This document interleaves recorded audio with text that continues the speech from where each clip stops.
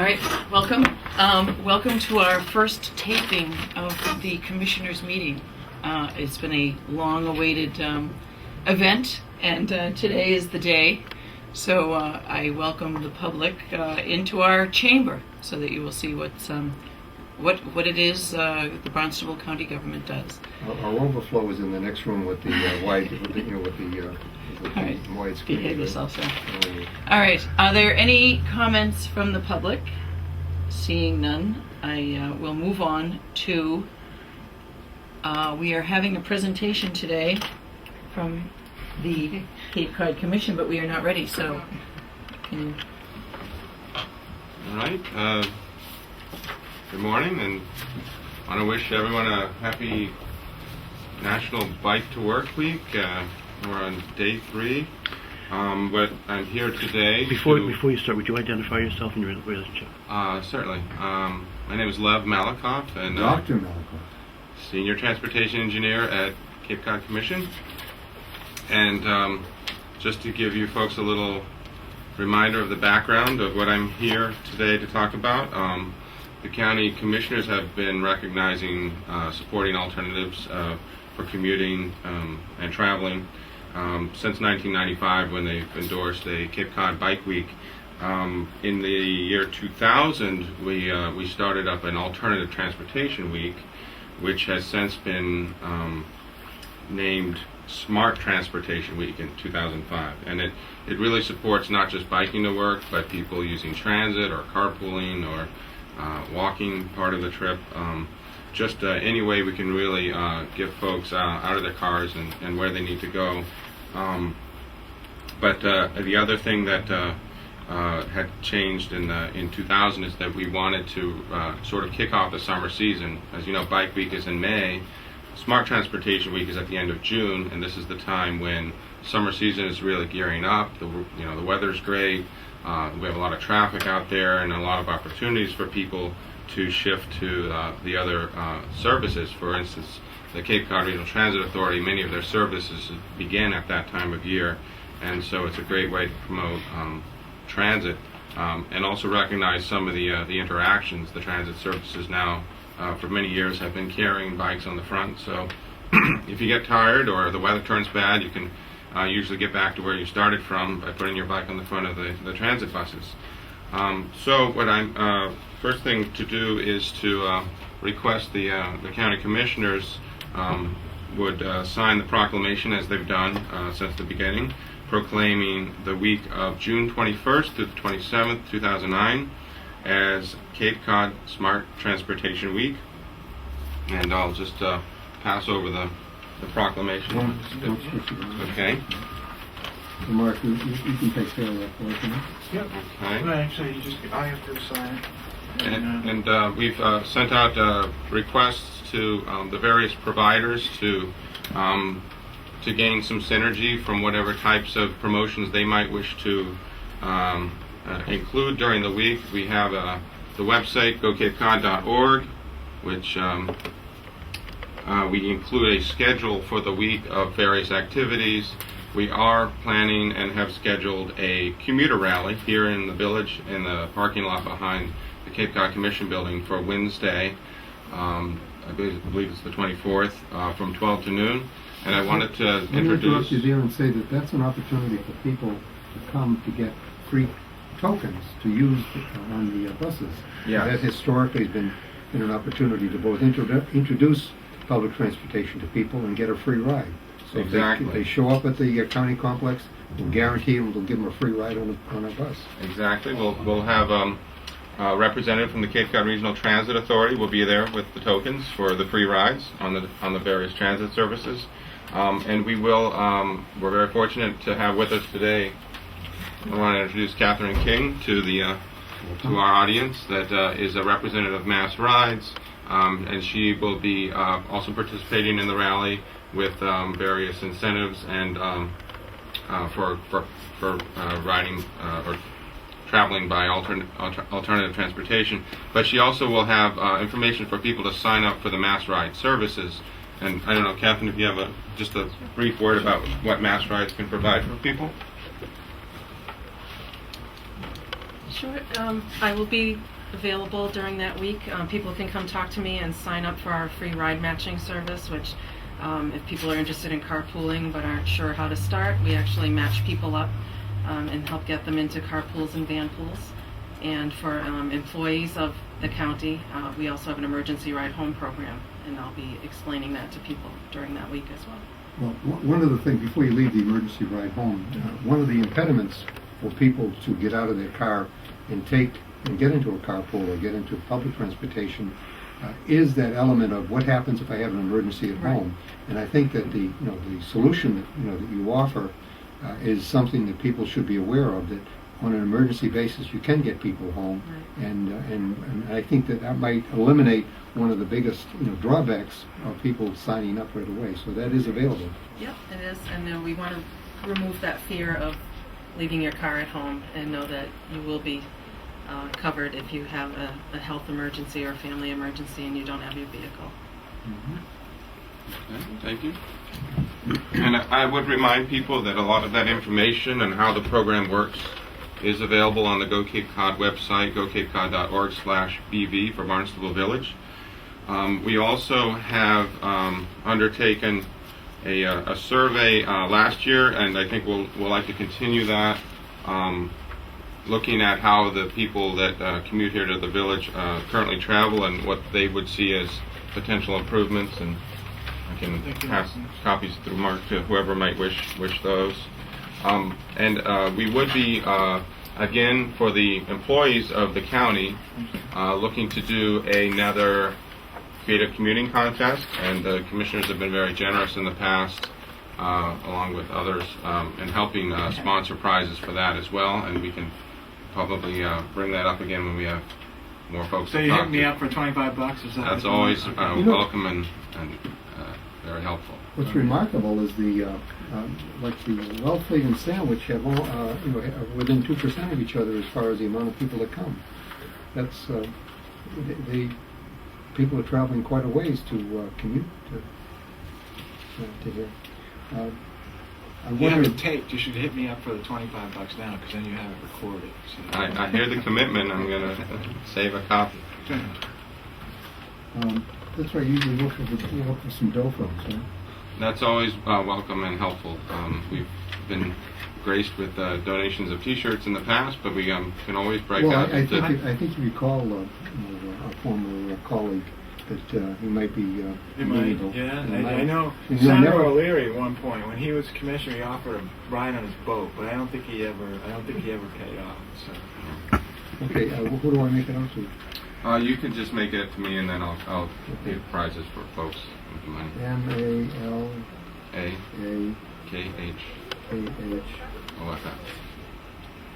Yeah, I'll give you cash right now. And I guess if any of the viewing audience wants to sponsor and donate, they can send it to the commission. We'll transfer it over.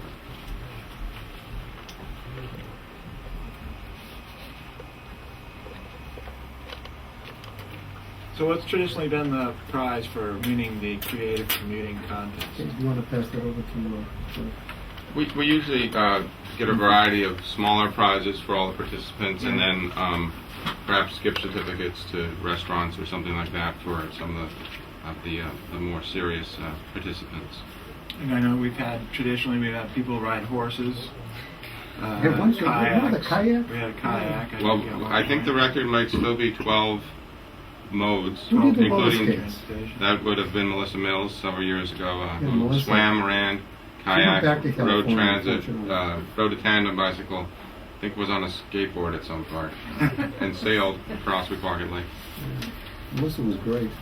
It was a long morning for her. She had to start at Short 4 in the day, morning. Yeah. Now there's an example of how people come to work for the county, because she had been in AmeriCorps, and then from AmeriCorps she matriculated into the Cape Cod Commission, and then I guess the call of the coast, the left coast was strong, so she went back there. Her parents still live in Harwich, or retired Harwich, so she's missed. We need more. We're going to find more people that'll be, have that imagination really getting into the spirit of this thing. You got to do something about recruiting them better. We'll see what we can do this year. Okay. Well, thanks, Lon. Okay, thank you. Terrific. Yeah. Bill, we should probably take a short recess, waiting for Sheila, I guess. Yeah. Why don't we do that? Today we are here to welcome the Cape Cod Commission, Paul Nedzwicki, Executive Director, Sharon Rooney, Planning, Chief Planner, and Elizabeth Hughes, who is Special Projects Coordinator. And we're going to talk about the enabling regulations of and revisions to Chapter A, D, and H, ADHD. And we officially welcomed Elizabeth as a county And employee. yes, we can officially welcome Elizabeth as one of the newer county employees, our newer employees of the Cape Cod Commission. And we've been welcoming her and using your name over at the Selectmen's and Council Association, saying you're the man. As far as moving the whole regional coordination program forward. Oh, yes. Yes, Bill has been doing that. Congratulations. We'll talk about that later. Yeah. But I think what we're here to do this morning is to talk about several pieces that we have in play now, two of which are in front of the Assembly of Delegates, and will be taken up, I believe, within the next 30 days. Is right? So one hearing will be on June 3rd on the development agreement, One Chapter hearing D, and Chapter June D. 17th on the enabling laws. Chapter D on June 3rd and Chapter A on June 17th. So it's coming up now. We have just passed the new regional policy plan last December. It became effective in January, and that was a big move forward towards a map-based approach to regional planning, and it really set the stage for how the Commission is going to interact with different kinds of developments, and really set up a framework for flexibility and a giant step away from a one-size-fits-all approach to regulation on the Cape. But we need other tools in order to make that as effective as it needs to be. A big component of that was the creation of these land use vision maps, which are developed by the towns and incorporated as part of the regional policy plan. And there are four major categories. You have economic centers, village centers, industrial service and trade areas, and RPAs, or resource protection areas. And depending on the classification, these different tools can be attached and applied in a different way. And some of these are broader recommendations that came out of the 21st Century Task Force a little over 2 years ago. So the first one that we're going to talk about is Chapter A. And these are changes to the DRI enabling regulations. And what we were able to do is to make some technical amendments and technical changes to our enabling regs. But the primary focus of Chapter A was to provide limited review to applicants in front of the Cape Cod Commission.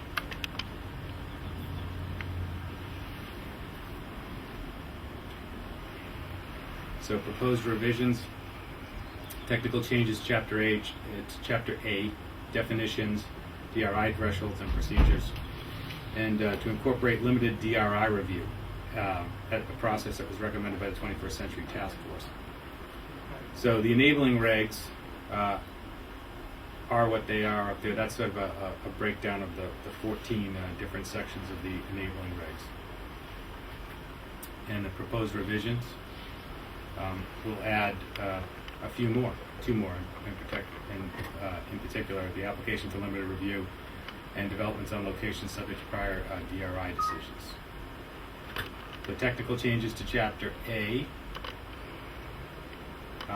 In the general provisions and definitions section, there's a change to gross floor area to exclude crawl spaces and attics. This was sort of a technical fix that had been included in some of the calculations and caused some projects to trigger, which probably shouldn't have. So we fixed that. And there are new definitions applying to limited DRI review process that look at credits and a scoping checklist. As far as the Cape Cod Commission jurisdiction, there's also a process for the referral of historic structures, currently in a technical bulletin, and reviewed by local historic commissions. If there's a substantial alteration, then referred by a building inspector to other municipal agencies. So this is a change in that process too, which provides some clarity and some streamlining of how that kind of review happens. Paul, can I ask a question? Sure. Who determines substantial alteration? The building inspector? It's It's actually the local historical commission, and they do that, and then if they find that it is a substantial alteration, then they make that aware, to the building inspector, and he or she makes the referral. Is that defined somewhere? Yeah, it is. It is through this. These were actually procedures that were spelled out in the technical bulletin before, so we've now put them in our regulations instead. To clarify. And the DRI review thresholds, again, clarifying a change of use thresholds for demolition and replacement. The review of private offices, recreation, educational only, and to incorporate the Hyannis and Yarmouth GIZ thresholds. Change of use determination by the chief regulatory officer, that change in the nature and the purpose of use. And these are also technical in nature, so I'm going to go pretty quickly through them.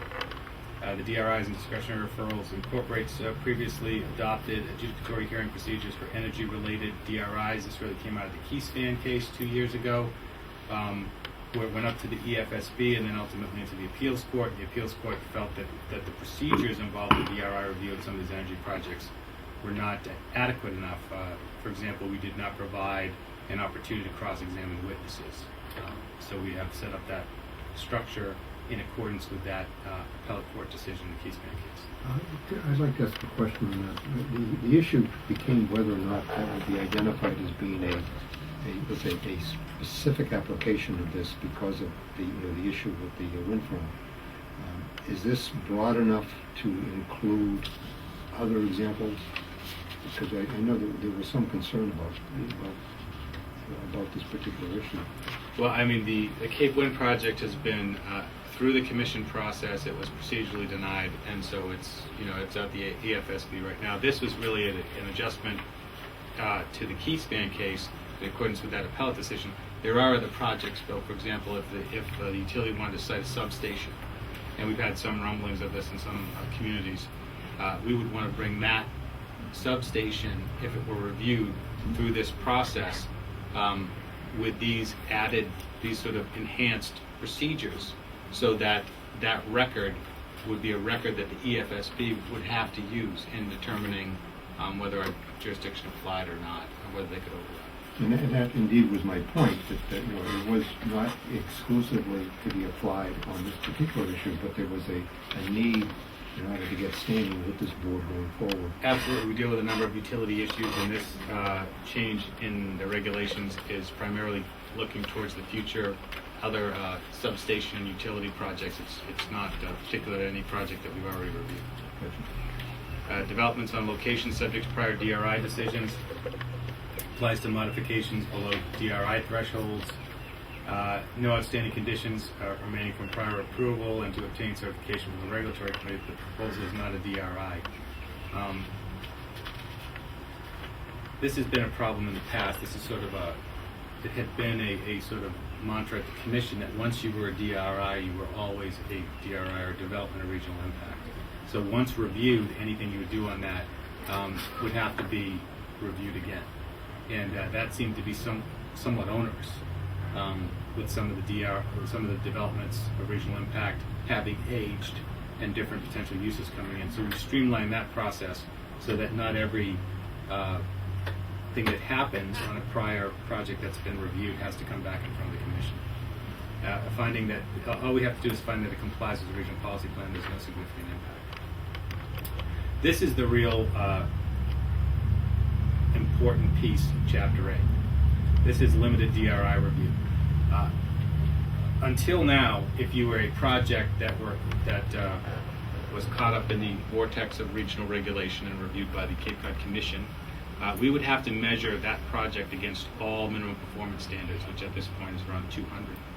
And so in many instances that was burdensome and unnecessary, and I think occasionally there were probably studies required that probably didn't need to be done. So what this will do is streamline the process and allow us a more limited review, which doesn't necessarily shrink the time for review because that's statutory nature. What it does is it makes a much more productive use of those first 60 days to scope that process. I think it gives more certainty to the applicants, and it provides certainly less expense. So any project, either a new development or a redevelopment, may apply. In the past, redevelopment and change of use issues may have qualified for some of this. But there's a checklist of standardized questions that helps the applicant, the developer, and the Cape Cod Commission staff assess the scope of the issues and significant impacts before an application is made. And more over the last 18 months, the Commission has been doing these sort of pre-development meetings, and these informal meetings with applicants, and they've been very productive and instructive for both I think, the Commission and the applicants. So the checklists are organized by the 2009 Regional Policy Plan issue areas, separate checklists for new development and redevelopment change of use. Those two categories. So this is an example with our high-tech graphics of a hypothetical Cape Cod town. So under the current DRI review, the scope, all 15 regional policy plan issue areas would be, and there would be a requirement that they meet all 200 minimum performance standards. Under any DRI proposal, there would be under limited review, any DRI proposal, there would be a pre-application meeting with the staff reviewing the scoping and the questions. The application would be filed with answers to the questions on the scoping list, and within 45 days, the Cape Cod Commission subcommittee would review that application at public hearing. Within 21 days after that, the subcommittee would determine the scope of review. If it's a limited DRI review is required, it would be in one or more issue areas. If a full DRI review is required, it would proceed as usual. There's also the opportunity that no DRI review would be required as part of this. And that is a major change in the way we do business. There's another piece to this that we talked about before, you were talking about before, and that was whether or not there could be any contiguous or activity by the individual planning boards in the community, so that the information we got from our process could be directly transferred to their process. Are there any, like a joint review? Right. Is this where that particular item would fit in? Not particularly. Joint review came up as part of the 21st Century Task Force recommendation. It was rejected by the towns primarily. They did not see it as being advantageous. They have different time frames that run on the local process, and it was difficult to sort of open these public hearings and make those that review concurrent. What we have been able to do is on a case-by-case basis try to look at ways that we could do joint review. So that is always first and foremost on an individual basis, based on whether the town would like to participate, but it's not part of the Chapter 8 review. I think it's important for people to realize that the initiative to try to get, let's say, the towns to participate in a joint process was the county and the county commissioners, and that our concern is that the towns have been the ones that have been resistant to that. So the time that's added for this review process, which is not directly associated with the with the DRI review that's mandated by the Cape Cod Commission Act, could be facilitated if there were more opportunity for that joint review process with cooperation from the individual communities. Yeah, I think accepting joint review as a blanket consideration was what they were a little bit reluctant to do. And they have some very good reasons for not wanting the joint review process. On a case-by-case basis, we have taken it up, and there's enough leeway in our review time frame on many projects that we could arrange for some sort of joint review, and there are at least 3 projects that we've talked about that over the last 12 months. So you'll see more of it, but as of right now, there's not going to be any changes to the general ordinances or the enabling regulations that would dictate that there be some sort of joint review. So the review process is a review by the regulatory committee, stakeholder meetings, Cape Cod Commission public hearing on limited DRI review, and and the draft regulations were available on the Cape Cod Commission website. So that's all that we did to make that known. And I think we feel pretty good about where Chapter A is. I think limited review, even in some of the projects that we've considered now, whether they were potential development agreements, DRIs, and the rest of them, limited review will really allow us to take a project that really only has, for instance, a transportation impact, and to review it just for that. So that's headed in the right direction, and it's headed over to the Assembly as we speak. I think we're very fortunate that Sharon Rooney has been taking this process over the last several years and moving it forward. She's done an awful lot of work, and as I look at the bits and pieces of this, it certainly has her fingerprints all over it. You're very lucky to have her. We are very lucky to have her, and she has done the impossible under very short time constraints to get the regional policy plan from where it was ready for submission in 6 months, and then go through the arduous public comment, the real public comment. I mean, what I am most proud about, one of the things I'm most proud about the regional policy plan is the process that Sharon oversaw, which was a real process. I think we on the Cape are used to dealing with federal agencies and state agencies that have public hearings, and they come down and you make your presentation, and they turn around their chairs, and then they just take the draft report and they take draft off, and that's it. And they attach comments to the back, and that's not a real process. You can certainly tell by the amount of red ink and red line version of the regional policy plan that we listened, we heard, and we made a lot of changes. So this is chapter D, development agreements, and this is a technical piece, but really what happened is development agreements have always been allowed under the Act, and there are two kinds of them. You can have a development agreement between an applicant, a developer, and the commission, or you could have it was anticipated that you could have a three-party agreement that would be between the applicant, the commission, and the town. And in order to do that, the only thing the town needs is a certified local comprehensive plan in order to be able to enter into that three-way agreement. That gets at some of those issues of joint review. And so we think that this is a very positive thing. We hadn't done a three-party agreement in the 18 years prior. And so in anticipating one, we recognized that there were some potential defects. The operation of a three-party agreement and the enabling regs themselves would have basically had that three-party agreement treated like a DRI. And I don't think that was the intent of the Act, and so we made some modifications to improve that process and hopefully make it a more useful one. So the purpose of development agreements, a development agreement is a voluntary binding contract that can assure applicable development review regulations will not change over a necessary construction period, and it's there to encourage the developer to plan comprehensive projects and to provide major infrastructure and benefits earlier in the project. So one of the big agreements to the developer for a development agreement is that it can be phased over a longer period of time than 7 years, which is the lifespan of a development of regional impact review.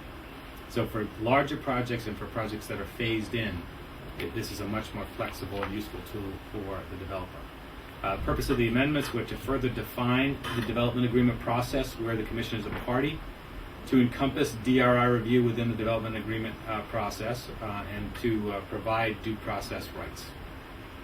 So the process when the Cape Cod Commission is a party, the Regulatory Committee determines suitability, that the project is a suitable one for a development agreement. The applicant files a notice of intent to file a development agreement application. The Regulatory Committee determines if the applicant qualifies for the development agreement process. Standards, does the project benefit from comprehensive review to allow for planning of efficient infrastructure? Does the project exhibit two of the following? It either involves a large area of development, 25 acres or more, includes multiple uses and or structures, or involves multiple properties under the control of the same qualified applicant. And the third is construction of the project to be built in phases over a period exceeding 7 years. So these are the standards that the Regulatory Committee would use in determining whether a project qualifies. Additionally, are there future expansions taking into account the Cape Cod Commission Act's concern about segmentation? And has the project received a final environmental impact report certified as adequate by the Secretary of Energy and Environmental Affairs, and any testimony from the municipality as to the appropriateness of the project. That's a big deal when it comes to development agreements. The next step, if it's recommended by the Regulatory Committee, the project is forwarded to the full Commission for a vote to enter the process. So, after the first two pieces, once it's approved, the applicant has 1 year to file a development agreement application once they've gone through the pre-certification, and the Commission allows the votes to allow the applicant to proceed to the development agreement application. When the application is complete, the chair will appoint a subcommittee to represent the Commission in negotiating the agreement, and the agreement is subject to final approval by the full Cape Cod Commission. So then it will be forwarded. Subcommittee and the town will hold a joint public hearing. So this is where that joint review under development agreements does exist, to identify subjects for review using the Act, the RPP, and the local comprehensive plans and local zoning. So the Cape Cod Commission Act, the regional policy plan, any local comprehensive plan by a town, and local zoning. Public hearings will identify subjects for review using all of those tools. So after the public hearing, a subcommittee and town separately have a public meeting with the qualified applicant. They identify areas of compliance and non-compliance with issues identified at the joint hearing. And then the subcommittee in the diagram here reviews those proposed development for consistency with the Act, the RPP, and the LCP, and the town reviews the proposed development for consistency with local zoning, the LCP, and any applicable state law. Standards of review for the subcommittee: it reviews consistency with the Act, the RPP, and the local comprehensive plan. The town's consistency with local zoning, the LCP, and applicable state laws. Flexibility standard. This is another big advantage to development agreements is an increased level of flexibility. So the Cape Cod Commission may approve a development agreement that is inconsistent with the Act and the regional policy plan and the LCP if the inconsistency is necessary to ensure substantial segment of the population is able to secure housing, conservation, environmental protection, education, recreation, or balanced economic growth. And if the interest can be protected by alternative approach, including appropriate mitigation. Sometimes, there's requirements that sometimes this mitigation happen on site. In development agreement, we might allow that to go off site. So then after the process splits and goes to the commission subcommittee for review and to the town for separate reviews, it then again is joined. And the subcommittee, the town, and the applicant meet at a public meeting to reconcile any conflicts between these two reviews, and the subcommittee directs staff to draft the development agreement. The contents of a draft development agreement will include a description of public benefits the applicant will provide and his consideration, and that's sort of a technical legal term for the development agreement. And the statement of term of the development agreement identifies the time period of the freeze.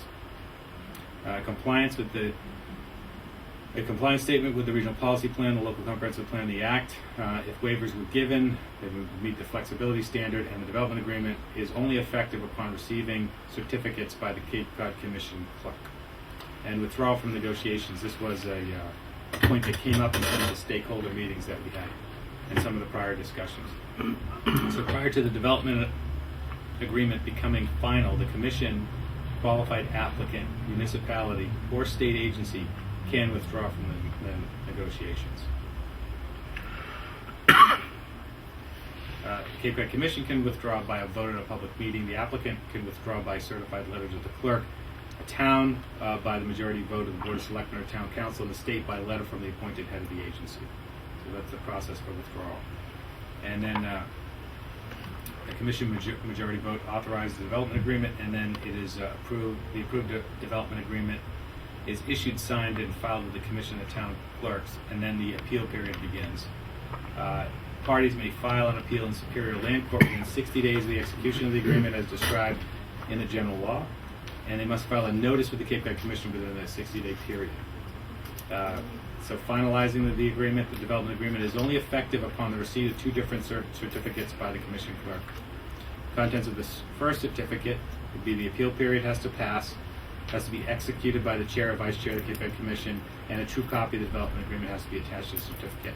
The second certificate, once the development agreement has been signed by all the parties, the clerk will simply attest that it's been fully signed, and then upon recording it becomes effective. So I think you can tell that the legal department has put this PowerPoint together because it sounds very technical, but it actually is a pretty streamlined process and one that gives us a lot more flexibility. So the 60-day appeal period, the agreement is recorded at the Registry of Deeds, and the Commission will record both of the certificates clerks with the Registry of Deeds. The development agreement is effective once the two certificates have been recorded. So that is Chapter D. So those are the two proposals that are in front of the Assembly right now. And while I have you here, I do want to address one that the regulatory committee is took up and forwarded to the full commission this week. And that is Chapter H, which has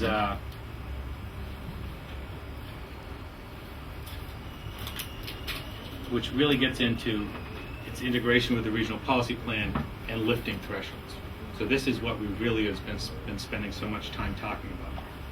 Chapter H, which is a streamlined process. So the town begins the process by planning board majority vote, selecting board majority vote, and then a Cape Cod Commission majority vote. There's no town meeting vote, there's no assembly of delegates vote. And threshold ranges for application. Basically, you have three of the mapped areas. We have commercial, residential, and mixed use requirements where we allow different thresholds. So basically in economic centers, we can go up to 30,000 square feet, industrial service and trade areas to 40,000, village centers 10,000, resource protection areas could go down upon application. And then there are other areas, and those other areas are areas that are generally mapped in white and are predominantly residential areas now. And this has been the subject of a lot of discussion. Chapter H hasn't changed much in the last 6 months, other than an initiative that I like that was supported from the town of, really came from the town of Yarmouth, to put an accommodations industry here with a different threshold, fairly large threshold at 60,000 square feet, which would be in addition to any redevelopment square footage they have now. So if it's a 60,000 square foot accommodations facility now, they could go to 120 if we had this blanket exemption. I had some concerns about providing an exemption for any particular industry sector in Chapter H, that it was just not, in my estimation, the right vehicle. And also that I think that would be a useful tool in the town of Yarmouth, not so much in the other 14 towns, and there was some pushback there. And the consideration of that one component had slowed the Chapter H discussion down. And in my best judgment, it was going to be a long time before we could get all 14 communities to agree, to come to consensus on that. So we have removed that now and have met with the town of Yarmouth, and I think that there's a way that we can move just in the town of Yarmouth to meet their goals for the accommodations industry there, and they have more property associated with that function than any other town on the Cape. And we'll be able to use Yarmouth, get that done more quickly than waiting to go through Chapter H, and also be able to use Yarmouth as sort of a pilot program to see how that particular economic development initiative works there. Can I ask a question? Sure. So the other towns are afraid or resist the accommodations piece because they're anticipating that maybe a developer can come in and propose a project that's too large for the scale of their town, and it's and a precedent has been set through the accommodations piece. Based on the feedback that we've had, this isn't as big a concern for other towns in general, and it's something new to the process. You have to understand that Chapter H we've had this discussion for well over a year now, and and we had the preliminary discussions of this with the regional policy plan. So we've been talking about flexible thresholds for 2 years, and it's time to sort of close on that. It seems a little bit new to other communities, and some of the smaller communities, I think, are concerned that there would be pressure to adopt this threshold, and that their existing town staff would be inadequate to review buildings of this size. And not that we couldn't get beyond that with a full-out education process, but in my estimation, that we would be 6 months down the road and still not have Chapter H. And I think flexible thresholds is a direction that was stated by the 21st Century Task Force, and it's already taken too long. So I think we need to get Chapter H. We need to use some of these flexible thresholds. We can still get to the accommodations piece, and to the extent that it came from Yarmouth, as a particular town, and I agree and endorse what they're trying to do there, I think we can do it separately.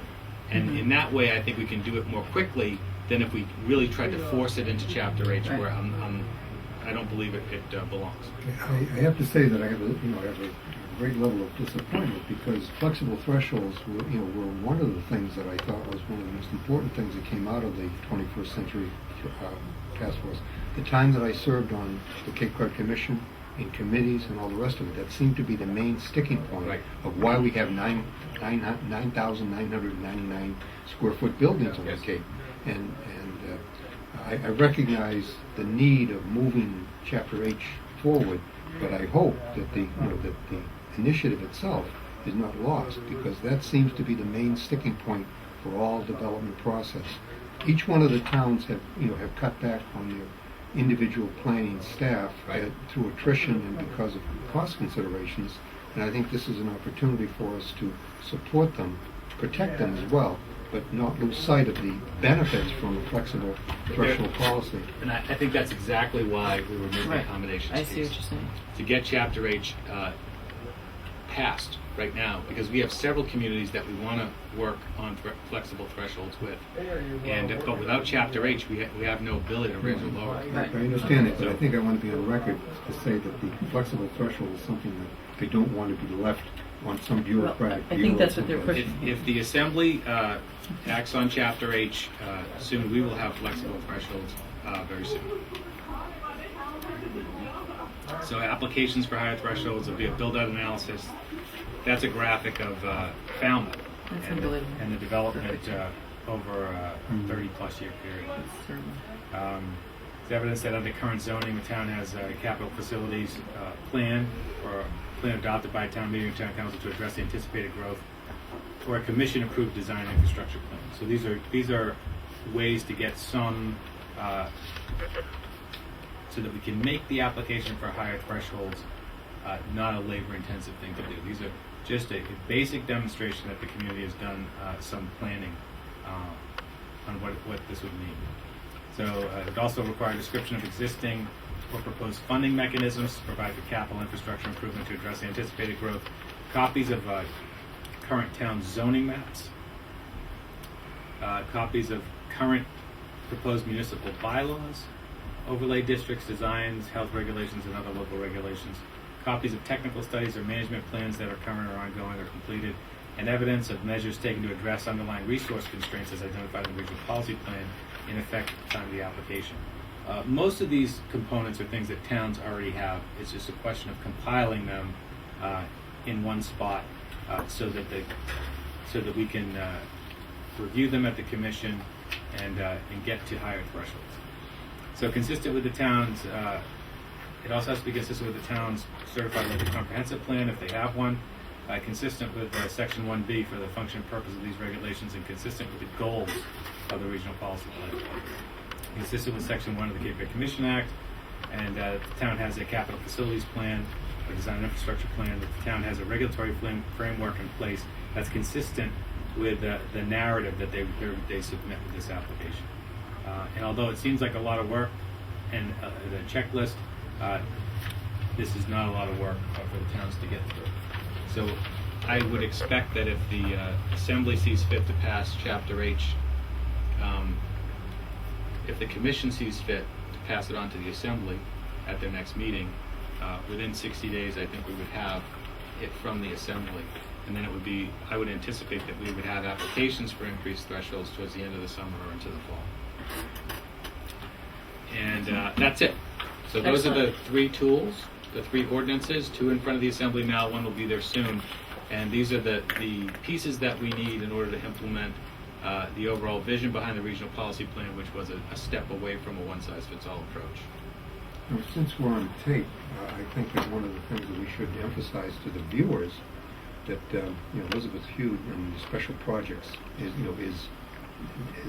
a evidence that we have not forgotten about our interest in pushing a regional services agenda.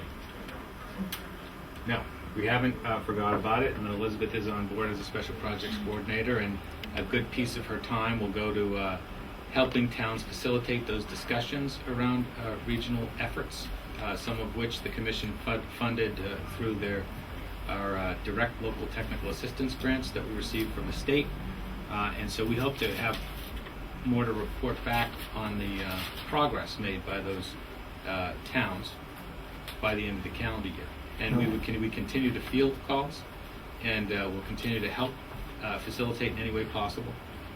Any town that feels like they have a particular service that they want to analyze what the most efficient economy of scale for providing that service would be, and whether there are other municipal partners that want to take a look at that. As you receive those requests, you should let us know, especially ones that you cannot meet because of lack of funding, because that just helps us further our argument to the Assembly that. Well, yeah, I would say this, that when it comes to the regionalization efforts, any request we receive, we would share with Mark and Maggie and the commissioners, Right. Because this isn't a commission-led initiative. I understand. It is really a county initiative, Mhm. and we all have different things to offer depending on what service they're looking at. Centralized assessing is one that comes up frequently, Right. and is clearly something that I think we'd have to participate in jointly.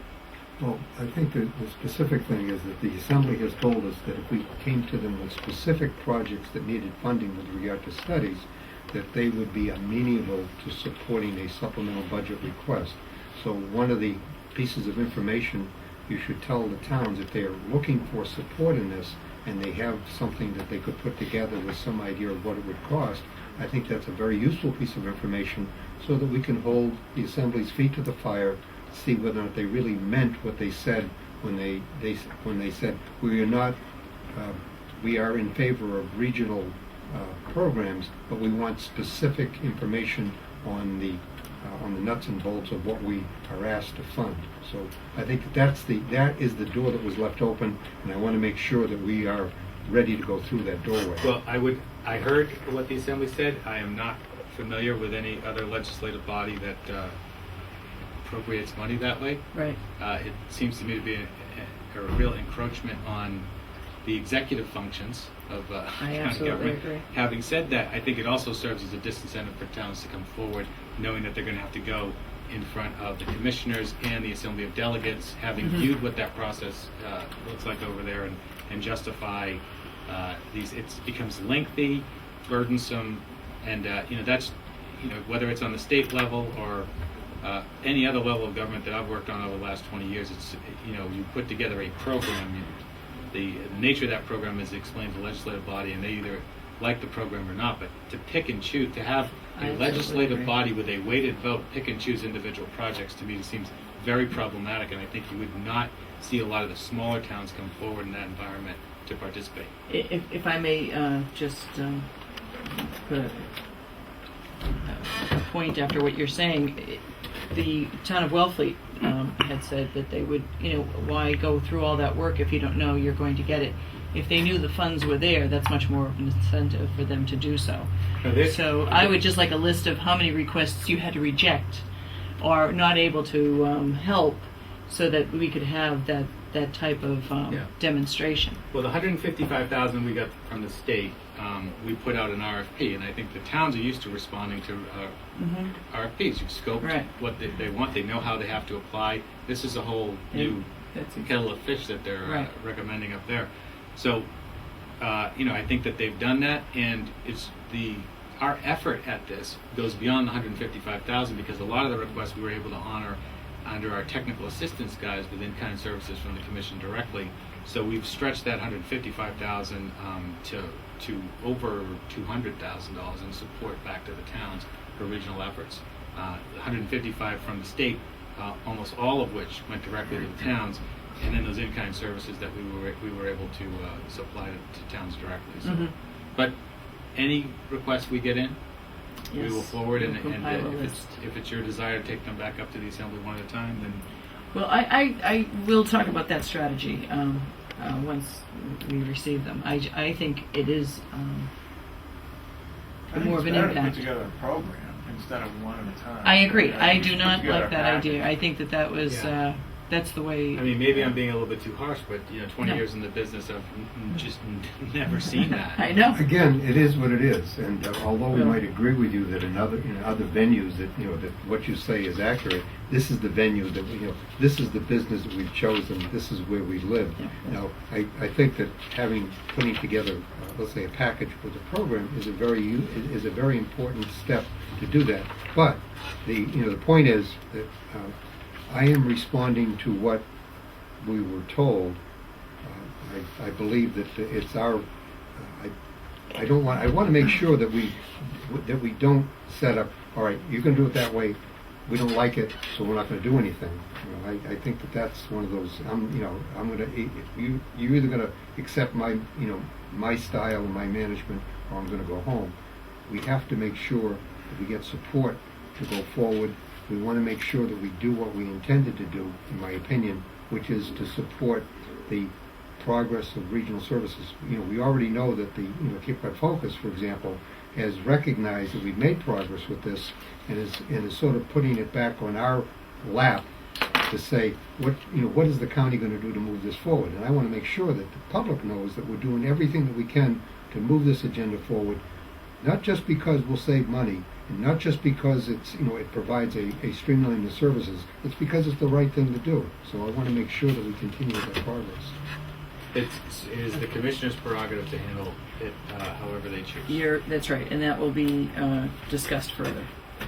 Are there any questions from anyone here in the room? Or in the overflow room. Yeah, in the overflow room.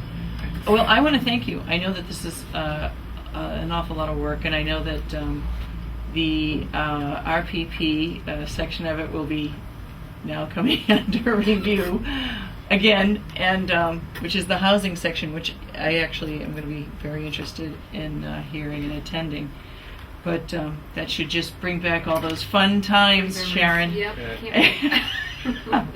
Can't And I'm sure there'll be even different characters in the room, but we'll be just as committed to their opinion and their desires to be heard. So that just makes the summer go so much happier.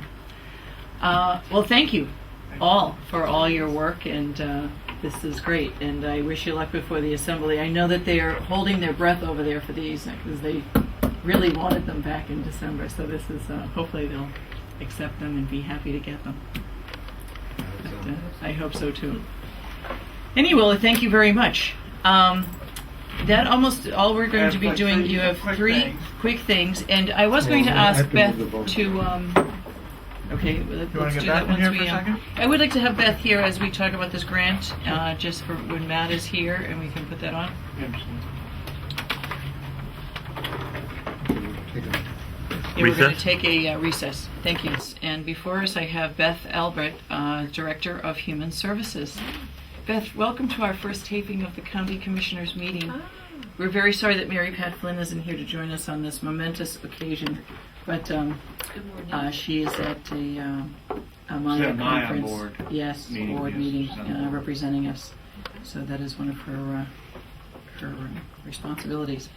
I have before us the long-awaited contract from the state on the much discussed and there's much hope put on this network to the regional network to end homelessness. And this will now enable us to go forward with different plans. This is great. This will now bring in a revenue stream of $765,000 over the next 18 months for the county for efforts. And I am going to sign this happily because you have to get it back in there by 2 o'clock. Are you racing up there, or you have to send it by 2? It's going out. Oh, Federal by Express 2. overnight. Yes. Okay. Yes, it is. Hopefully. And we don't have an idea of how soon the first The first payment is payment. I do not have that. No, and I know that Robert Pulster, who is the executive director of the Interagency of Housing and Council. Housing Council, said that they just put their first contract in last week, And he said now that that first contract is in, it will give us an idea of how soon the money will be. So hopefully we'll be hearing by the end of this week that they got their money, which means we'll probably get ours within a week or two. It would be great, but again, that's federal money, and he doesn't have much say over that either. This is an exciting thing, and there will be monies put aside in this for emergency pass-through for people on the spot in present-day need. But bulk of it is going to go towards establishing a regional standardized intake system of clients as they first appear on the radar screen requesting any assistance for housing, help with rent, food Yeah, payments, lots that of sort of effort thing, on all of those prevention things. and Right, all of the coordination. prevention and Yeah. coordination. The prevention piece is so important because it's much cheaper to keep somebody in housing that they're currently occupying rather than having them out of it and go back in. Because, for example, with utility payments, if you are shut off, and a lot of people are facing that right now, you then have to pay a deposit and then reapply for service, which involves new credit responsibility and things of that Exactly. sort. So in this way, this is really something that will save the taxpayers But- on money and also serve the needs of our community. And even more so, part of the plan that makes it a little bit different is not only just giving prevention money to people and sending them on their way, but they're somewhat identified and will be followed up with by case management. Correct? Do you want to speak a little bit about it so that, Sure. since I didn't write that RFP? Yeah, sure. I can do that. Could you identify yourself and your position? Sure. My name is Elizabeth Albert. I'm the Director of Human Services for Barnstable County.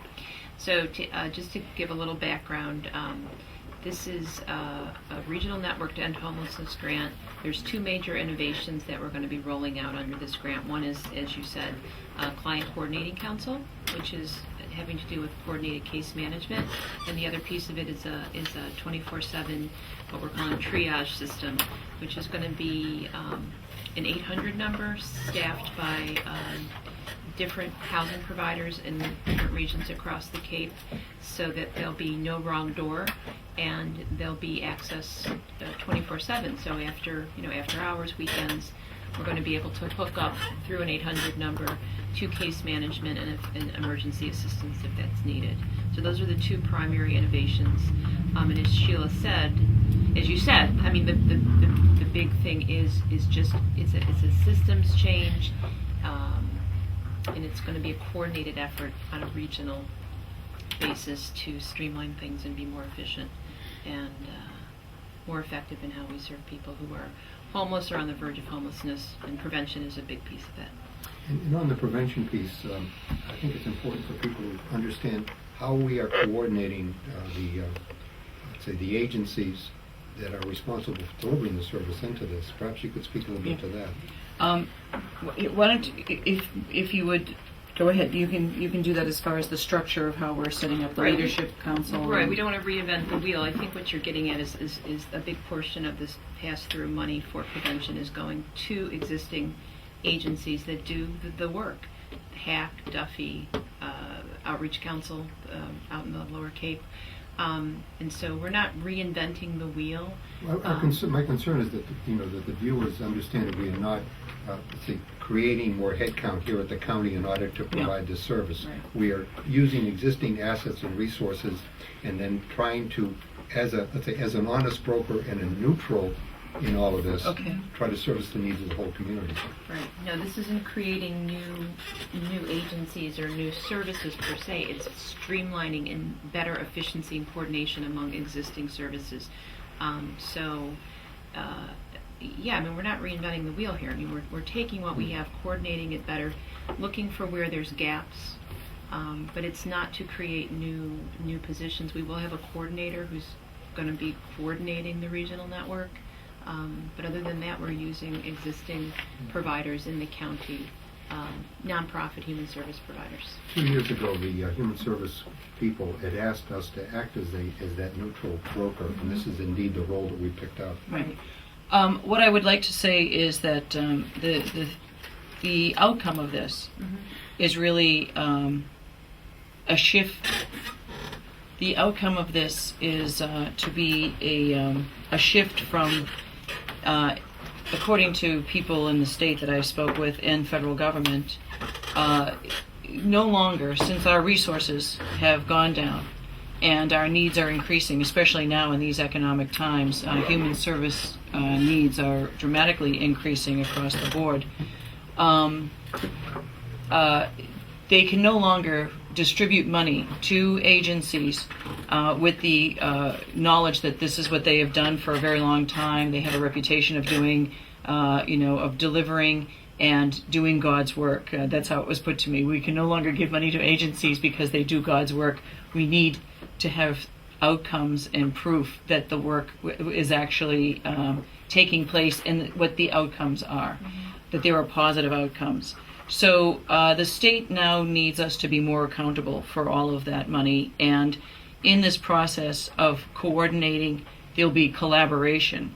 And I think that one of the what might be a shift in the paradigm down the road, and this is going to evolve, I think, as we move it forward, that there will be some agencies that will really identify, they will be able to identify where their duplication of services are, where they can team on those services. There may even be, in a result of the end of this, a consolidation of some agencies where they'll see that this is beneficial to them to, maybe consolidate as opposed to just trying to stay alive in their own entity, because there's not enough money to go to the numerous agencies we have across the Cape that provide for human services. And the this RFP and this plan was drafted, and I have to give credit to members of HAC, the Duffy Center. Beth, you were on board for representing the county, and there was I think it was the Outer Cape Council And was part of it, was it? Drafting the RFP? Yes, and drafting it, writing it. Duffy, Hack, and Polishnepp. And Polishnepp, okay. A member of the Leadership Council. In the council. Executive Committee. And those are three, particularly, and CAC, Community Action Center, had a lot to do as far as convening these people and providing leadership to make this go forward.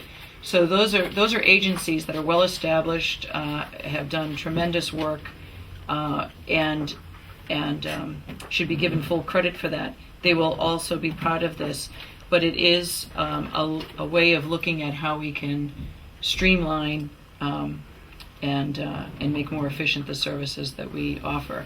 It also is an indication that funding isn't the way it used to be. The funding that all of these agencies have received in the past is no longer there this year, in particular this year. So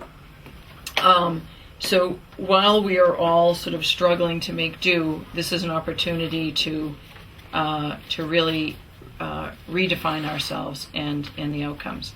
So this is a challenge, and now I also want to thank the newly formed subcommittee of this. Since the county was asked to step in, and we have done so.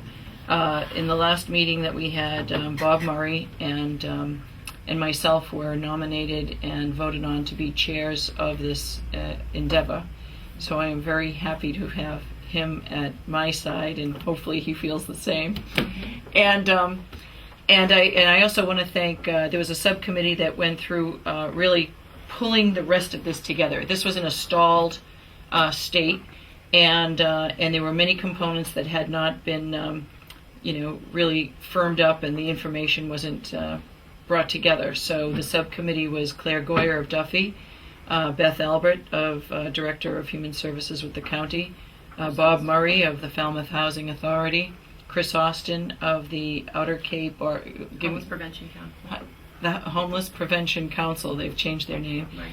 and David Willard, who is with Cape Cod 5 and a great resource.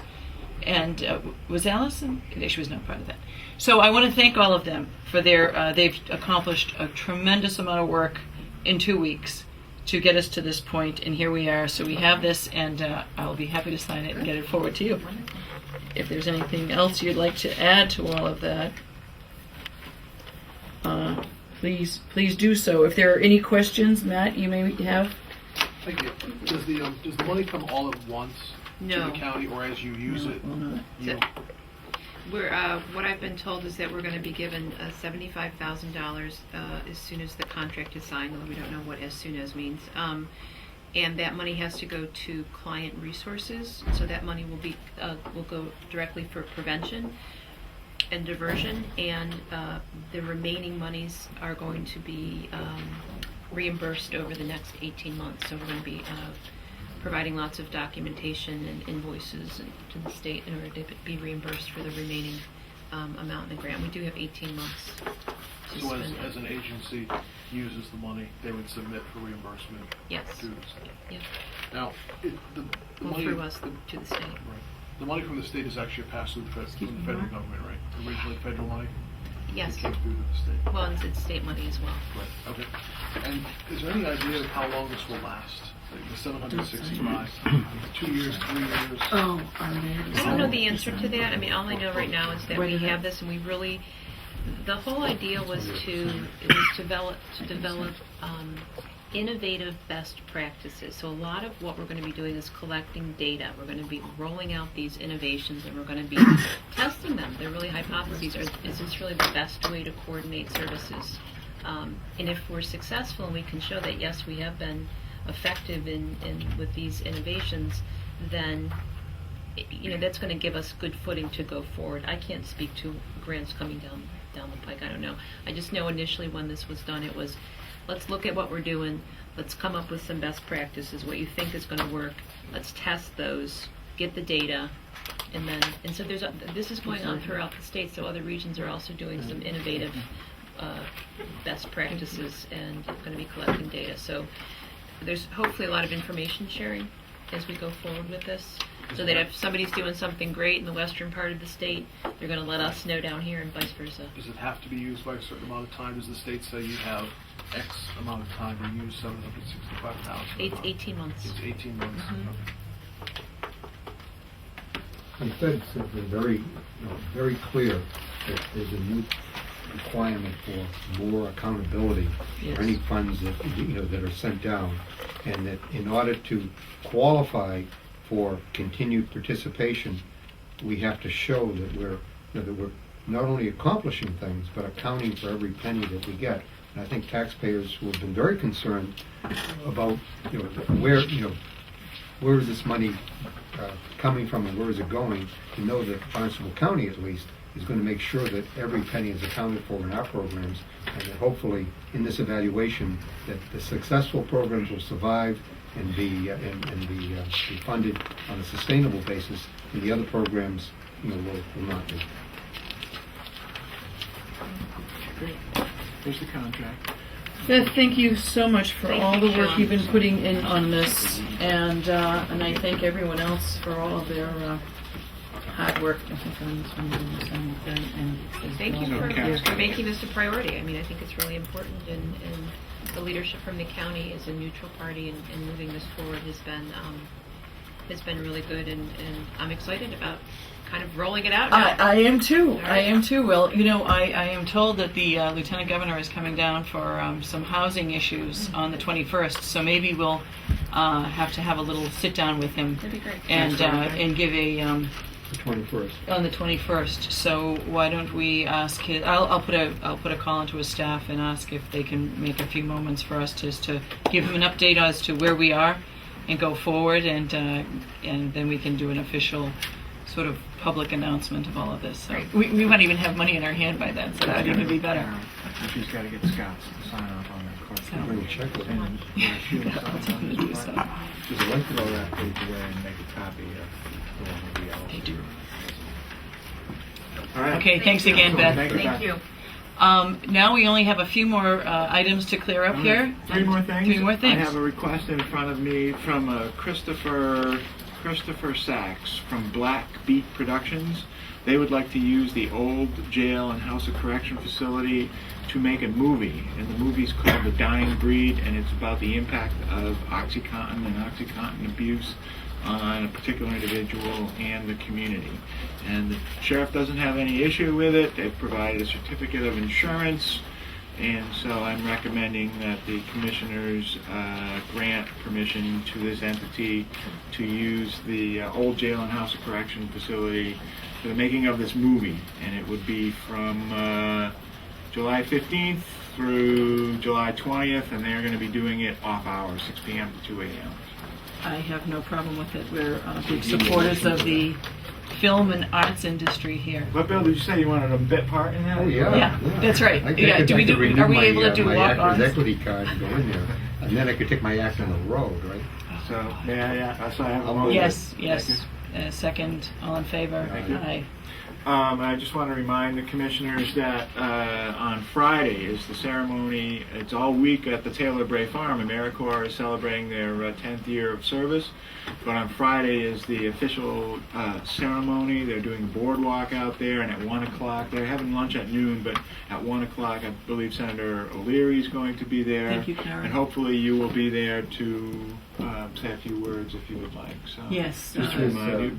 Yeah, they asked, 22nd? Maggie asked me to say something. Friday the 15th, this Friday, Right. day after tomorrow. Yeah, that's at 12 at, 12 at lunch, Yeah. I think the ceremony starts at 1. And Mary Pat cannot go on that particular No, day. she's actually out of town that day. Here's the proclamation. Here's the proclamation She might for already the be in there. okay, I'm human rights. planning to be there, yeah. Okay. And the final thing I had, as you know, we talked about the sheriff and his budget situation last week, and we did send a letter. And I have heard, I guess it was in the paper, that there has been a supplemental for all of the sheriffs submitted by the governor and the administration. So I think they're working out their budget issues for this fiscal year. So Oh, that's did definitely you say good that news. there is a supplemental? There in is the a works? supplemental, I believe. I know that the sheriff of Suffolk County had a $27 million request. Ours is not that much. Ours is about $3.1 million, but I know there's a supplemental request floating around up at the State House for that. So that's good news. That is very good news. What about the overall, where does the sheriff's bill? It's as you know, it was moving passed by along the nicely, Senate, yeah. and the version that was passed by the Senate was in pretty good shape for us. And now they're working on it at the House Ways and Means Committee. It's at House Ways and Means right now. I know there's a couple issues they're talking about. I know that they're trying to get those two. I know Norfolk and Plymouth had some concerns about being able to satisfy the liability payments that were required of the bill. We were in pretty good shape for that. So they're trying to get a couple of things done. One was that revenue, the $10 fee at the registry of deeds. They're trying to get that in. They're also trying to clean up some language that we tried to clean up but failed at the Senate, which protected the Cape Cod Municipal Health Group reserve accounts there. So trying to get that straightened away, and hopefully what'll be key, whatever emanates out of this House, we'll have to make sure in the conference committee that we get what we want. So that'll be the next key step. I have another question, since we have, we're involved with the pension fund. Mhm. There's been a lot of conversation about pension reform. Yes? And I have a great concern about, protecting the interest of the rank and file of our recipients. I don't think it's going to affect them as much as it's going to affect present employees. There is a certain, is there any conversation about protecting those who are vested in their pensions that are presently? Well, that seems, at the local level there isn't, but at the state, that seems to be the big debate, is whether you implement some of these reforms to impact current employees, people who are vested in the retirement system, or whether you do this to future employees, people who have not joined the system yet. I can tell you there have been Supreme Judicial Court decisions that have defined your employment and your pension expectation as a contract. But that also has its limits. It doesn't, you can make changes at the margins, I guess, on the pension system. So I think you'll have to see how it all works out. I can tell you, I thought I shared some of the pension reform pieces with you. If not, I will certainly do that. No, you haven't, but I'm using this opportunity to let people know that we are following out that there. and we're concerned. Yeah, about it. I'd have to Okay. say that some of the reform pieces that I have seen in general for your average everyday employee, they're not going to make a hill of beans of difference. Okay. They haven't really changed that aspect of it. There are a lot of people that are concerned, and I think this is an opportunity to tell them. I that, think, that- the big Right. debate is the one which impacts, there's some the current law allows failure to qualify for office or failure of nomination, those types of words. They're changing a lot of that for most people. That is true reform. Yeah, but the protection is the thing that I think employees We need deserve to to move hear. on. Excuse me. So that's all I had. That's great. I did want to just state that we just signed a proclamation supporting and proclaiming that the week of July 8th through the 14th is being known as Celebrating Our Immigrant Communities Week, and this is being sponsored by the Barnstable County Human Rights Commission, and we applaud their efforts in this. They are going to be asking 15 towns to participate in some fashion in welcoming and honoring their immigrant population and workers. So with that, we've signed this proclamation, and Mary Pat's signature is the only one needed, and we can get that off to Jackie Fields. Terrific. So, and I think everything else has been done. I Did we- noticed that we just got a visitor. Okay. I need a motion for the yes, I'll for- move them. And I second. All in favor? Aye. So moved, and Thank Is you. there anything else? Did we cover the other ones in that? Yep, everything else is taken care of. Motion to adjourn. I believe that Move to adjourn. I second that. All in favor? Aye. You may go. That was